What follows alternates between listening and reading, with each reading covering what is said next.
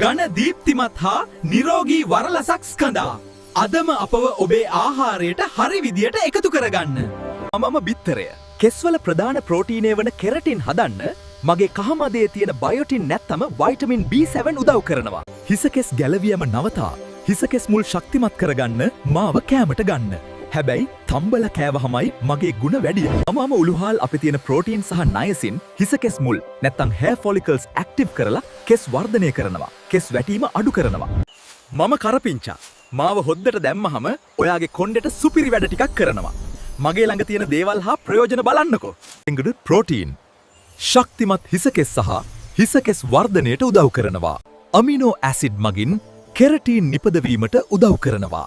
Vitamin A, B, C, E දිදුලන කෙස් සහ කෙස් වර්ධනයට උදව් කරනවා. Antioxidants hair damage වළක්වයි. Iron and calcium කේශ මූල වර්ධනය කරයි. හිසකෙස් සුදුවීම ප්‍රමාද කරනවා. මාව හොඳිවලට දාලා කෑමට වදා. අමුවෙන් කන්න හෝ උණු වතුරට දාලා තියලා බොන එක තමයි වඩාත් ගුණදායක. මම නෙල්ලි. මගේ ළඟ දොඩම් වලට වඩා 10 ගුණයක් විටමින් C තියෙනවා. මේ විටමින් C වලින් කොණ්ඩයට කරන විශ්මිත දේවල් මෙන්න. කෙරටින් ප්‍රොඩක්ෂන් එක වැඩි කරනවා.